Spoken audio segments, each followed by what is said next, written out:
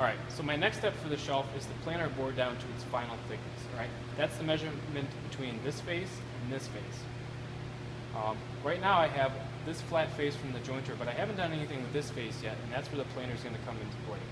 My first step is to measure the actual thickness of my board, which right now is at 7/8 of an inch, which is 1/8 of an inch off what I need it to be. So I'm going to go ahead and use the depth adjustment hand wheel and adjust the planer to the exact same thickness of my board, which is 7/8.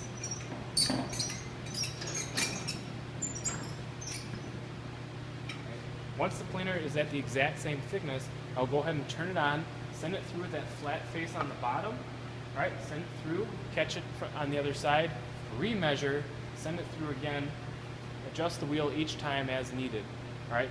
Only turn the wheel about a half turn each time, otherwise you might actually take off too much. So just watch what I do.